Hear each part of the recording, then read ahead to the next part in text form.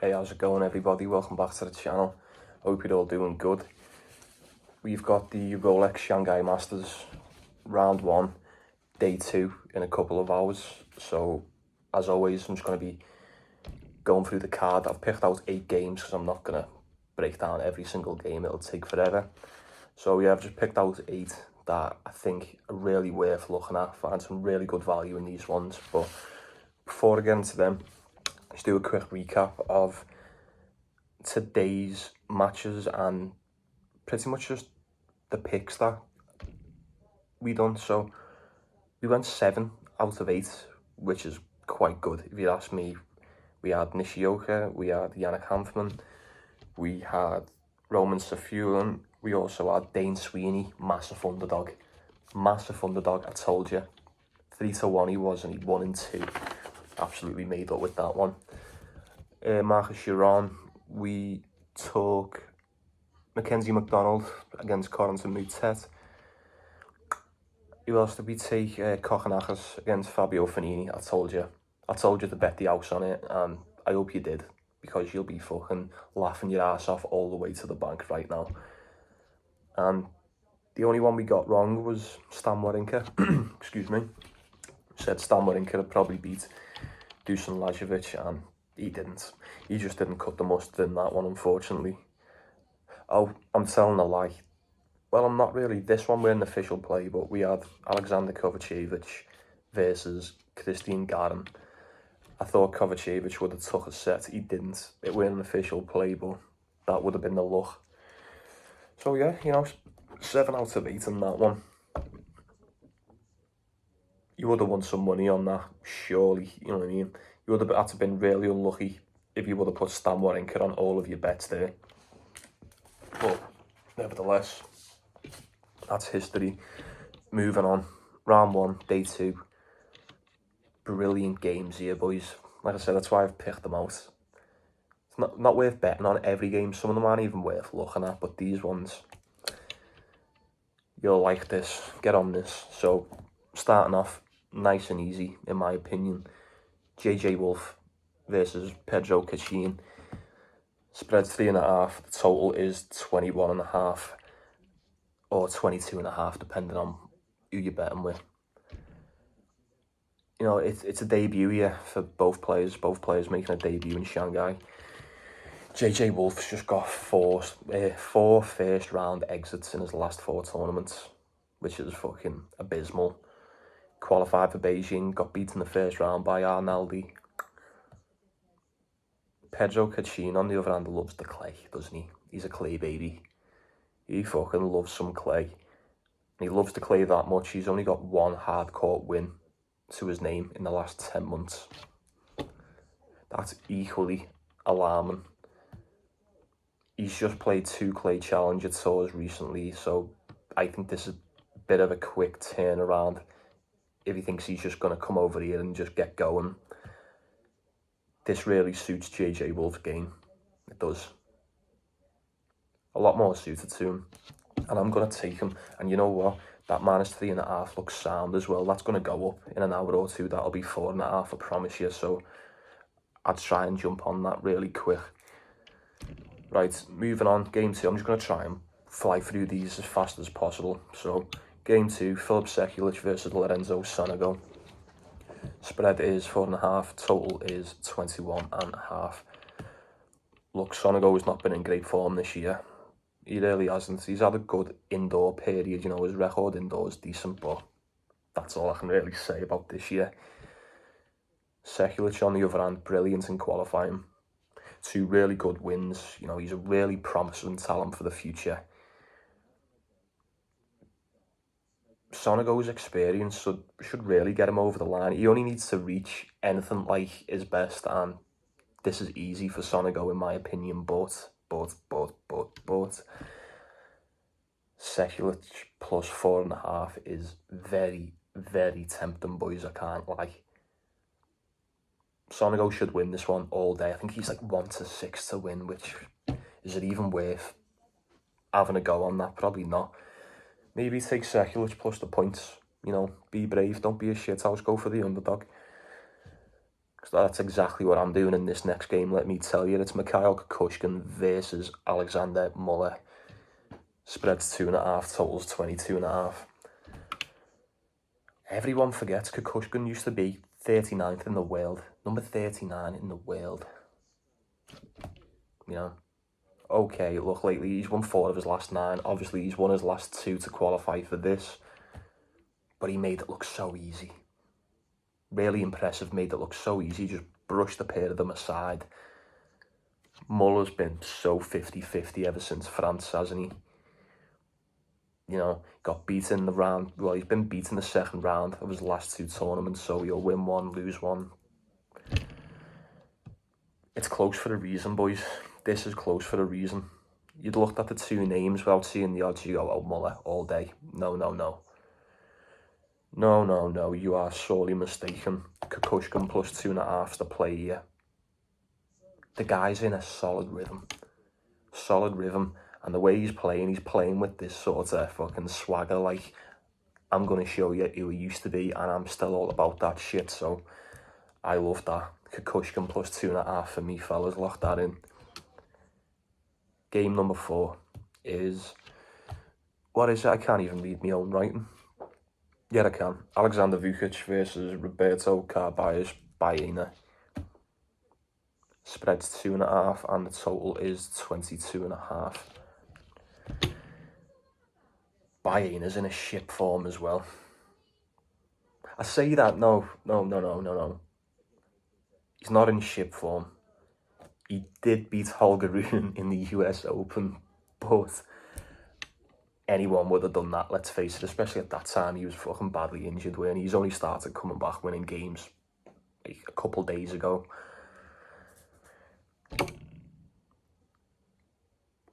What do you want me to say? Like, he won the Sevilla Challenger. I forgot about that. He's literally just won the Challenger. That was the start of last month, start of September. Vukic, on the other hand, won 2 of his last 7. So he's not in good form. As a matter of fact, he's in well worse form than Baena. You know, he got beaten in the second round in Beijing by Arnaldi. I've seen Baena dog some games out, man. I've seen him drag people into deep waters when he's been a heavy underdog and maybe not necessarily win the thing. I'm not saying he's a solid winner here. Like, I wouldn't maybe take him outright, but I'd be looking at that over 22.5. I really would. I can see a tiebreaker in this. Possibly a set each. I can just see it being a bit of a shootout. It's going to be a bit of a serving game, you know. They're just going to try and serve each other out the match, aren't they? Look at the over. Yeah, look at the over. I wouldn't take Vukic to win outright, especially with that form, boys. I mean, why would you? I mean, don't be stupid. Over, the only way I can look. Over 22.5. Not official, but keep an eye on it. Game 5. I like this one. I haven't heard no one mention this game. Nobody. And I don't understand why. There's really good value in this one. Bebet Zakayev versus Stefano Napolitano. Spread's only 1.5. Total's 23.5. That spread tells you a lot. It really does. I mean, Zakayev's ranked 302 in the world. Napolitano's 252, so just 50 ranking points between the two of them. They're both 0-1 on the tour, which, you know, it's a load of bollocks. Zakayev's won 6 of his last 9. Napolitano's won 6 of his last 10. I think Bebet Zakayev has got a well higher ceiling than Napolitano. I mean, if he can get onto his game, I think Zakayev can take this one, but it is very, very dependent. You know, this could be a lot of pressure for him. It really could. And, you know, we all know as sports fans, no matter what sport you're into, pressure makes people do some weird shit, man. It really does. So I'd be looking at leaning towards Napolitano in this one. I really do. I think if you can get on the right side of this match, you'll be fucking flying. And I'm quite convinced that Napolitano's the right side here. So, yeah, Stefano Napolitano. Moving on, game number 6. Jordan Thompson versus, is it Terence Atman? I can't remember his name. I think it's Terence Atman, the French fella. Yes, Terence Atman, his name, isn't who it was. So, where's the spread? I don't know. Ignore me for a second, just bear with me. Spread's 2.5 and the total is 23.5. It's a bit high, in my opinion. That's a little bit high.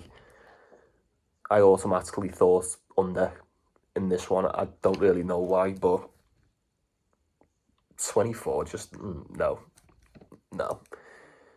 Look, Thompson should be winning this one. Jordan Thompson really should win this one.